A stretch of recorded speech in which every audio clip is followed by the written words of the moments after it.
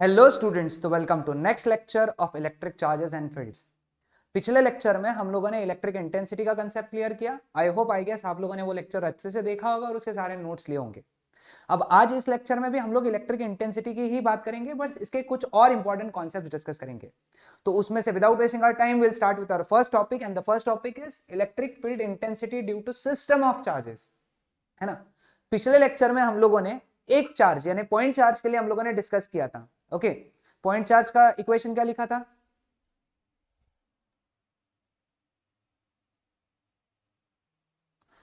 Okay sorry sorry, there was a work. Point charge के लिए equation क्या था?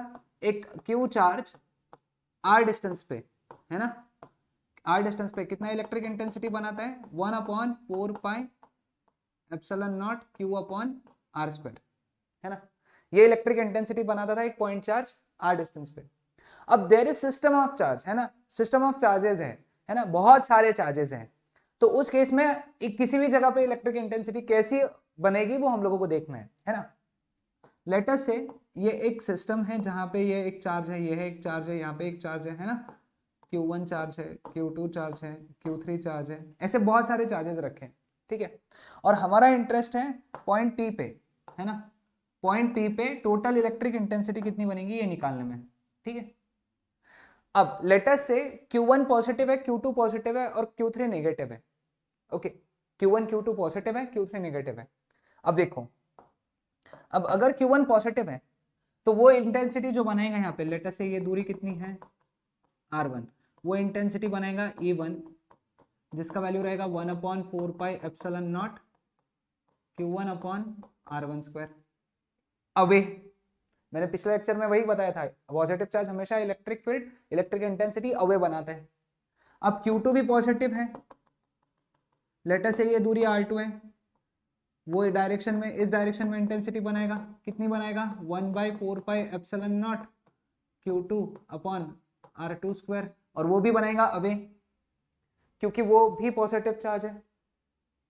Q3 लेकिन नेगेटिव चार्ज है ना, और ये दूरी लेटर से R3 है, तो Q3 क्या करेगा? इलेक्ट्रिक इंटेंसिटी बनाएगा टूवर्ड्स, और वो कितनी बनेगा? E3 is equal to 1/4 pi epsilon not Q3 upon R3 square, लेकिन बनाएगा टूवर्ड्स।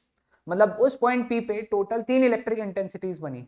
ओके, अब 3 इंटेंसिटीज बनी हैं, तो अब ये क्योंकि वेक्टर क्वांटिटी है तो डायरेक्शंस, इनमें डायरेक्शंस भी है, तो टोटल इंटेंसिटी जो रहेंगी उस पॉइंट पे, total intensity at point P, that would be vector sum of all the intensities, है ना। तो अब जेई नीट के लिए इसका इंपॉर्टेंट कॉन्सेप्ट क्या है मैं वो यहाँ पे लिख देता हूँ, है ना। जेई नीट में बता देता हूँ। अगर सपोज जो मेजॉरिटी यूज होते हैं, सपोज दो इंटेंसिटीज है, E1 is equal to E2 is equal to E, है ना। दो इंटेंसिटीज है किसी भी पॉइंट पे, सपोज दो इंटेंसिटीज है ना, E1 is equal to E2 है, वैल्यू भी सेम है, उनका मैग्नीट्यूड सेम है, डायरेक्शन अलग अलग है ना। लेटेस्ट से डायरेक्शन कितना है, एंगल कितना है, पहले बार एंगल थीटा है और ER रिजल्टेंट इंटेंसिटी है। ठीक है, तो इस केस में अगर एंगल 0 डिग्री होता है तो रिजल्टेंट होता है E plus E, that is twice E. ये टेबल नोट डाउन कर लो। अगर एंगल 90 डिग्री होता है तो रिजल्टेंट होता है √2E। अगर एंगल 60 डिग्री होता है, सॉरी ये एक काम करो उल्टा हो गया है, पहले 60 डिग्री तो √3E, 90 डिग्री तो √2E, 120 डिग्री तो E, और 180 डिग्री तो 0। लेकिन कंडीशन ये होनी चाहिए, तो ये कंडीशन तुम नोट डाउन कर लो। ये हम लोगों ने कहाँ पढ़े हैं? ये पढ़े हम लोगों ने स्केलर्स वेक्टर्स में, बस वहां पे ए और बी दो वेक्टर्स थे जिनके मैग्नीट्यूड थे ए बी, है ना, और अगर वो सेम है और उनके बीच में एंगल इतने हैं तो उनके रिजल्टेंट ये थे। स्केलर्स वेक्टर्स में ऑलरेडी कर चुके अपन, ये बस रिवीजन था, टेबल लिख लो, है ना, नोट डाउन कर लो। ओके, चलो नेक्स्ट कॉन्सेप्ट की तरफ बढ़ते हैं। Zero electric intensity due to two like charges, है ना। दो लाइक चार्जेस अगर है तो कहां पे उनके वजह से जीरो इंटेंसिटी रहेंगी, है ना। चलो समझ के लेते, एक सिस्टम बना लेते हैं हम लोग, है ना। Q1 Q2 separated by distance R, ठीक है, सेपरेटेड बाय डिस्टेंस R, ठीक है। अब हमको पी पॉइंट पे, है ना, पी पॉइंट एक ऐसा पॉइंट है जो उनको जोड़ के रखा है, ये लाइक चार्जेस है, मतलब ये पॉजिटिव है तो ये भी पॉजिटिव है, तो उनके बीच में कहीं तो एक पॉइंट ऐसा रहेगा जहां पे इंटेंसिटी 0 रहेंगी। ओके सर बीच में ही क्यों रहेगा, आजू बाजू नहीं रह सकता क्या? नहीं, आजू बाजू इसलिए नहीं रह सकता है क्योंकि यहाँ पे ये इंटेंसिटी अवे बनाएगा, ये भी इंटेंसिटी अवे बनाएगा, तो यहाँ पे इंटेंसिटी 0 नहीं हो सकती।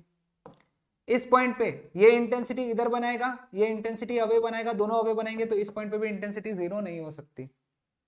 इंटेंसिटी 0 होने के लिए कंडीशन क्या रहेंगी कि इंटेंसिटी 0 तभी होंगी जब मैग्नीट्यूड सेम होंगे और डायरेक्शन अपोजिट होंगी।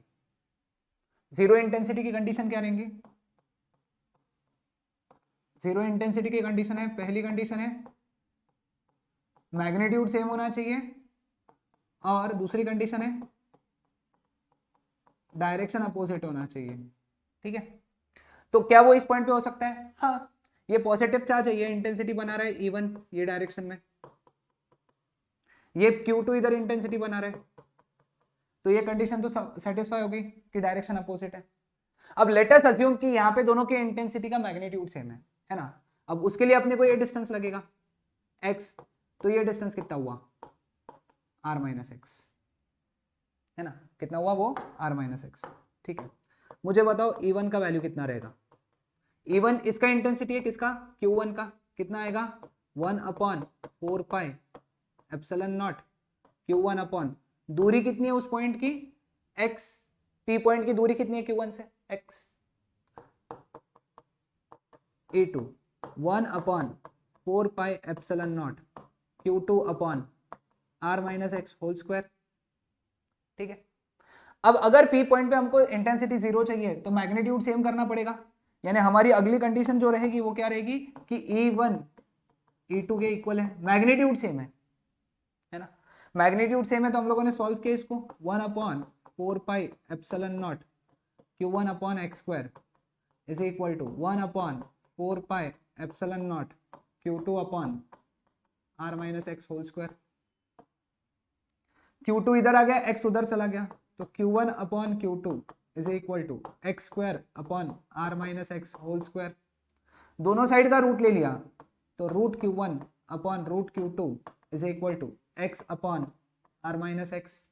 उल्टा ले लो, यहाँ पे इनका रेसिप्रोकल ले लो, तो root Q2 upon root Q1 is equal to r minus x upon x, denominator separate r minus x upon 1, -1 इधर आ गया तो root Q2 upon root Q1 plus 1 is equal to r upon x, है ना, तो r upon x कितना हो गया फिर यहाँ पे root Q2 plus root Q1 upon root Q1, तो यहाँ से x की वैल्यू कितनी बन गई, उल्टा ले लेंगे और क्रॉस मल्टीप्लाई करेंगे,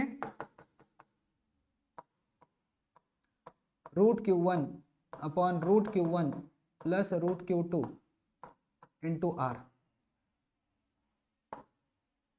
दिस इज योर फॉर्मूला, ये है हमारा x का फॉर्मूला।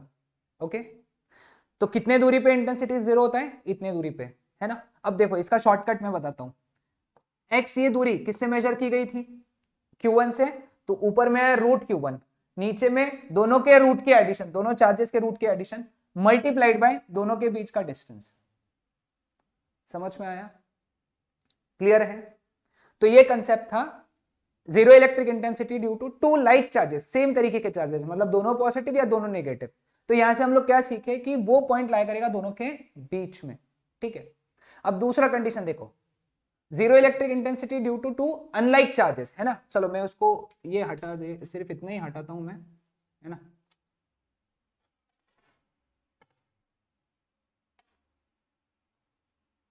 क्योंकि कंडीशन आज भी वही रहेंगी, है ना। जीरो इलेक्ट्रिक इंटेंसिटी की कंडीशन क्या है कि मैग्नीट्यूड कैसा होना चाहिए, सेम होना चाहिए, है ना, और डायरेक्शन कैसी होनी चाहिए, अपोजिट। ठीक है, चलो कंडीशन बना लेते पहले तो, ये Q1 चार्ज है, ये Q2 चार्ज है, ठीक है, और ये उनके बीच में डिस्टेंस है r। ठीक है, अब लेटस से अब Q1 Q2 तो अनलाइक है, मतलब एक पॉजिटिव है एक नेगेटिव है। अब यहां पे पहले मैग्नीट्यूड कंपेयर करना तुमने, है ना। लेटस से Q1 का मैग्नीट्यूड बड़ा है ना, Q1 का मैग्नीट्यूड बड़ा है। अगर Q1 का मैग्नीट्यूड बड़ा है ना, तो तुमको एक बात यहाँ पे लॉजिकली समझना पड़ेगा कि जो पॉइंट, वो पॉइंट जहां पे इंटेंसिटी 0 है, that will lie to the right of Q2। ऐसा क्यों समझाता हूं मैं, पहले समझो, है ना। अगर Q1 is greater then Q2 magnitude, है ना, जैसे फॉर एग्जांपल ये +4 कूलम है, ये -2 कूलम है, तो इसका मैग्नीट्यूड कितना है 4, इसका मैग्नीट्यूड कितना है 2, मतलब ये बड़ा है इससे, ठीक है। अब अगर उल्टा रहा तो, है ना, सॉरी,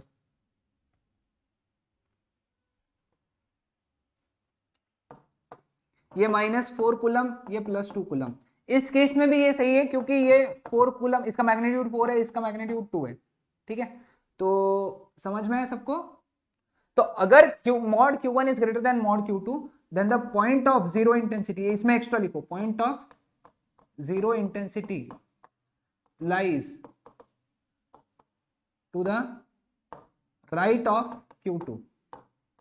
तो दूसरी कंडीशन क्या बनेगी कि मॉड Q2 अगर मॉड Q1 से बड़ा है ना, ये कंडीशन, तो अपन क्या लिखेंगे, point of zero intensity lies to the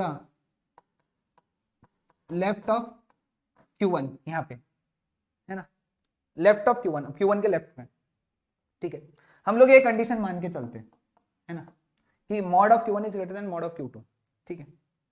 अब सपोज वो पॉइंट है P जहां पे इंटेंसिटी कितना है 0, एंड उसकी दूरी Q1 से x है ना, Q1 से कितनी है x, तो Q2 से उसकी दूरी कितनी रहेंगी x - r, ठीक है। अब लेट अस अज्यूम थोड़ी देर के लिए कि ये पॉजिटिव है और ये नेगेटिव है। अब वहां पे 0 क्यों, मतलब Q2 के साइड में क्यों, Q1 के साइड में क्यों नहीं, अब इसका रीजन समझाता हूं, है ना। अगर ये पॉजिटिव है तो ये यहां पे इंटेंसिटी इधर बनाएगा E1, है ना, और ये अगर नेगेटिव है तो ये इंटेंसिटी बनाएगा E2 इधर। लेकिन क्योंकि Q1 बड़ा है तो E1 की वैल्यू बड़ी होनी चाहिए, लेकिन अगर Q2 छोटा है ना, तो पॉइंट उसके पास में होना चाहिए, क्योंकि जब पॉइंट पास में रहेगा तो ही वो ज्यादा इंटेंसिटी बना पाएगा। बात आ रही है ध्यान में, again I will repeat, Q1 बड़ा है तो स्वाभाविक सा बात है कि यहां पे इंटेंसिटी ज्यादा रहेंगी Q1 की, लेकिन अगर Q2 छोटा है तो वो पॉइंट को Q2 के पास में रहना पड़ेगा, सो दैट वो इसके जितनी इंटेंसिटी बना सके। मैग्नीट्यूड सेम होना चाहिए ना, E1 E2 के सेम होने के लिए वो पॉइंट को Q2 के पास में होना पड़ेगा, क्योंकि पॉइंट जितना पास में रहता है चार्ज के उतनी इंटेंसिटी ज्यादा होती है। बात आ रही है समझ में, ओके। तो यहां पे अगेन सेम कंडीशन है कि E1 की वैल्यू E2 के इक्वल होनी चाहिए।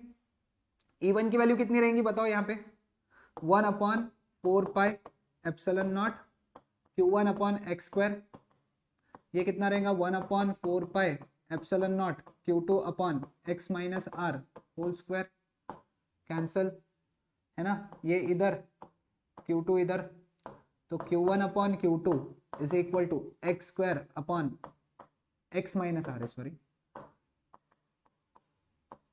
है ना, टेकिंग रूट, तो root Q1 upon root Q2 is equal to x upon x minus r, दोनों साइड का रेसिप्रोकल ले लो, root Q2 upon root Q1 is equal to x minus r upon x, that is 1 minus r by x, ये इधर आ गया, ये इधर आ गया, तो r by x is equal to 1 minus root Q2 upon root Q1 which is root Q1 minus root Q2 upon root Q1। अब इसको अगर सॉल्व किया तो x की वैल्यू आई root Q1 upon root Q1 minus root Q2 into r. ये shortcut याद रखो, है ना, शॉर्टकट याद रख लो। अब x जो थी ये Q1 से मेजर की गई थी, x जो दूरी थी उस पॉइंट की Q1 से मेजर की गई थी, इसलिए ऊपर रूट Q1 आया और नीचे सब्ट्रैक्शन आएगा। अनलाइक चार्जेस में नीचे सब्ट्रैक्शन आता है ना। और यहाँ पे जब वैल्यूज कंसीडर करो तो उनके मैग्नीट्यूड कंसीडर करो, साइन नहीं, क्योंकि साइन में माइनस आ जाएगा ना, और रूट ऑफ माइनस निकाल नहीं सकते ना। बात आई समझ में, कंसेप्ट लिख लिया, okay. Next, electric intensity due to infinite charges on a straight line. हाँ, ये दो एग्जांपल्स है, मैंने एग्जांपल्स लिए हैं, इस तरीके के एग्जांपल्स कुछ वैल्यू चेंज करके आ सकते हैं नीट जेई में, है ना। सिस्टम देखो कैसा है, ये ओरिजिन है, 1 पे क्यू चार्ज है, 2 पे क्यू चार्ज है, 4 पे क्यू चार्ज है, 4 के बाद में 8 पे क्यू चार्ज है, ठीक है। ये एक सिस्टम है ना। दूसरा सिस्टम भी मैं बना देता हूं यहां पे, 1 पे क्यू चार्ज है, 2 पे क्यू चार्ज है, 4 पे क्यू चार्ज है, 8 पे भी क्यू चार्ज है ना। दोनों केस में हमको ओ पे इलेक्ट्रिक इंटेंसिटी बनाना है नेट, सॉरी सेम ही बना दिया ना, ये माइनस करना, अल्टरनेट है यहाँ पे, ठीक है। ये दो प्रॉब्लम्स है हमारे, ठीक है। फेमस क्वेश्चन है इसलिए मैंने इसको इंक्लूड किया है यहाँ पे। अब देखो इंटेंसिटी कितनी कितनी बनाएंगे ये लोग। अब पहला चार्ज जो इंटेंसिटी बनाएगा, अब सारे पॉजिटिव है तो सारों की डायरेक्शन सेम ही रहेंगी, एक ही डायरेक्शन है, एक ही लाइन पे है, तो हमको वेक्टर एडिशन करने की जरूरत नहीं है। तो टोटल इंटेंसिटी कितनी रहेंगी यहाँ पे, 1/4 पाई एप्सिलॉन नॉट, सब में से कॉमन निकला, है ना। पहले वाले की q/1², दूसरे वाले की q/2², तीसरे वाले की q/4², ऐसा करते चलता रहेगा, है ना, चलता रहेगा। इनफाइनाइट चार्जेस है ना। तो q/4 pi epsilon not, q भी बाहर आ गया, तो 1/1 plus 1/4 plus 1/16 and so on. ये एक जीपी हो गया, है ना। ये एक ज्योमेट्रिक प्रोग्रेशन है ना। ज्योमेट्रिक प्रोग्रेशन में जिसमें सम ऑफ एन टर्म्स का फॉर्मूला है a/1 - r, a यानी फर्स्ट टर्म, r यानी कॉमन रेशियो, है ना। कॉमन रेशियो कितना है यहाँ पे 1/4 1/16, तो कॉमन रेशियो कितना हो गया 1/4। आगे वाले नंबर को पीछे वाले नंबर से डिवाइड करो, आगे वाले नंबर को पीछे वाले नंबर से डिवाइड करो, सेम आता है, उसको बोलते हैं कॉमन रेशियो। और ए हमारा फर्स्ट टर्म है, फर्स्ट टर्म क्या है यहाँ पे 1, तो यहाँ पे ई का वैल्यू कितना आएगा बताओ तो, q/4 पाई एप्सिलॉन नॉट, ए का वैल्यू कितना है 1, है ना।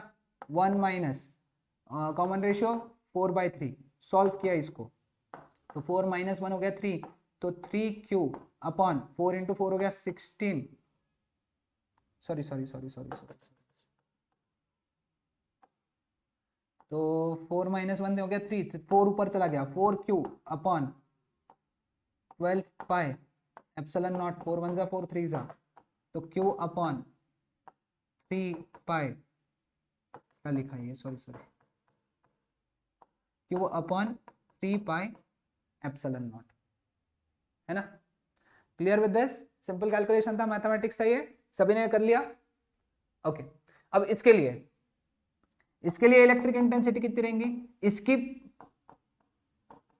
इंटेंसिटी अगर पॉजिटिव लेंगे, इसके इंटेंसिटी पॉजिटिव लेंगे q/1², तो इसके इंटेंसिटी निगेटिव लेना पड़ेगा क्योंकि वो अपोजिट डायरेक्शन में रहेंगे, तो q/2²।